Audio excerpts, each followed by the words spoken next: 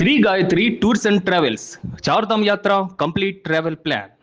నమస్తే, welcome to its UTV. నేను జానకి. హైదరాబాద్ బిర్యానీ తింటున్నారా? ఆ ఘుమఘుమలాడే వాసన చూసి మోసపోతున్నారా? ఒక్క నిమిషం ఆగండి. మీరు లొట్టలేసుకొని తింటున్న ఆ ముద్ద మీ ప్రాణానికి చివరి ముద్ద కావచ్చు. భాగ్యనగరంలో బిర్యానీ పేరిట పరమ చెత్తను వడ్డిస్తున్నారని ఎంతమందికి తెలుసు? అసలు మీ ప్లేట్లో ఉన్నది చికెన్ ముక్క లేక కుళ్ళిపోయిన మాంసమా? ఈ భయంకర నిజాలు వింటే మీరు బిర్యానీ ముట్టాలంటేనే వణికిపోతారు. కేవలం బిర్యానీనే కాదు, నీళ్ల నుంచి పాలు, పచ్చళ్ళు, బిస్కెట్లు, అల్లం వెల్లుల్లి పేస్ట్, నూనె, పసుపు, కారం ఒకటా రెండా అన్నీ కల్తీయే. మనం ఇంట్లో ఉదయం వండిన కూర రాత్రికి తినడానికి ఇష్టపడం, కానీ హోటళ్లలో మాత్రం అదే వంటకాన్ని ఎంతో ఇష్టంగా లాగించేస్తాం కదా. మీ ప్లేట్లో ఆ బిర్యానీని వేడిగా పొగలు కక్కుతూ ఉండొచ్చు, కానీ అది మురిగిపోయి ఫ్రిడ్జ్లో ఎన్ని రోజులుందో మీకు తెలుసా? వారం, 10 రోజులు, అంతకంటే ఎక్కువ రోజులే ఉన్నా ఆశ్చర్యపోనవసరం ఏం లేదు. ఇలాంటి ఆహారాన్ని మనం తింటున్నాం. మన ప్రాణాల కంటే ప్రియమైన పసిపిల్లలకు కూడా పెడుతూ ఉన్నాం. అందరు ఇలాగే చేస్తున్నారని చెప్పడం లేదు, కానీ కాసుల కోసం కక్కుర్తిపడి విషాన్ని వడ్డిస్తున్న వారి సంఖ్య రోజు రోజుకు పెరిగిపోతుందని మాత్రం చెప్పుకోవచ్చు.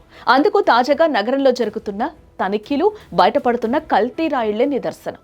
నెలల తరబడి ఫ్రిడ్జ్లో మూలుగుతున్న కుళ్ళిపోయిన మాంసాన్ని ఫ్యాక్టరీ రంగులతో కలిపి వండుతుంటే అది అసలైన మాంసమో కుళ్ళిన వ్యర్థమో గుర్తించే స్థితిలో మనం లేం. చనిపోయిన కోళ్లను సేకరించి హోటళ్లకు సప్లై చేస్తున్న ముఠాల గుట్టు రట్టవుతుంటే సామాన్యుడి గుండె గుబేల్మంటోంది. మన ఇంట్లో చెత్త కుండీలో కూడా ఉంచని వ్యర్థాలను బిర్యానీ పేరిట మన కడుపుల్లో నింపేస్తున్నారు.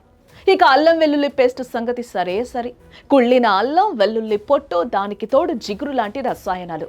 ఇది ఇప్పుడు నగరంలోని మెజారిటీ హోటళ్ల అసలు రంగం. వాడిన నూనెనే పదే మరిగిస్తూ అది విషంగా మారుతుందని తెలిసి కూడా డబ్బుల కోసం అమ్మేస్తున్నారు. పరమ చెత్తతో నూనెను తయారు చేసి ప్రజల ఆరోగ్యాలతో ఆటలాడుతూ ఉన్నారు.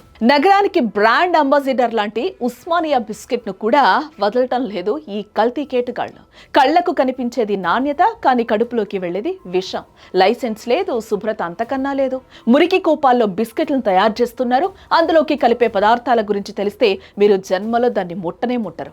ఫుడ్ సేఫ్టీ అధికారులు తనిఖీలకు వెళ్తుంటే కళ్ళు బయలు గమ్మే నిజాలు బయటపడుతూ ఉన్నాయి.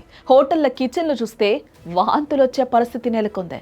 చర్యలు తీసుకుంటున్నా మార్పు రాని ఈ పంతా వెనక ఉన్నదెవరు?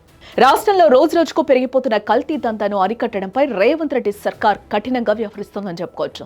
అక్రమ కట్టడాలపై హైడ్రా, మత్తు పదార్థాల కట్టడికి ఈగల్ వంటి సంస్థలను ఏర్పాటు చేసిన ప్రభుత్వం ఇప్పుడు ఆహార కల్తీలకు అడ్డుకట్ట వేసేందుకు సిద్ధమైందని చెప్పుకోవచ్చు. అవే తరహాలో త్వరలోనే ఆహార భద్రత కోసం ఒక సరికొత్త వ్యవస్థను ఏర్పాటు చేయనున్నట్లు స్వయంగా సీఎం వెల్లడించారు. కల్తీలను పూర్తిగా అరికట్టడమే లక్ష్యంగా ఏ విభాగానికి పూర్తి స్థాయిలో అధికారులను కల్పించి దోషులపై కఠిన చర్యలు తీసుకునేలా ప్రణాళికలు రచిస్తోంది ప్రభుత్వం. చివరగా ఒక్క మాట, నాలుక కోరుకునే రుచి ముఖ్యం కాదు, మీ ప్రాణం ముఖ్యం కదా. బయట హోటళ్లలో తినే ముందు ఒక్క నిమిషం ఆలోచించండి. అలాగే మీరు కోరుకుంటున్న వంట సామాన్ల నాణ్యతను కూడా గమనించడం మర్చిపోతాం.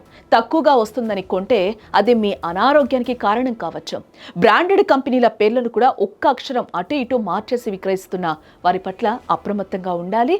అక్కడ పరిశుభ్రత ఉందా, వాడుతున్న నీరు, పదార్థాలు నాణ్యమైనవేనా, అనుమానం వస్తే వెనకాడకుండా అధికారులకు ఫిర్యాదు చేసే ధైర్యం చేయండి.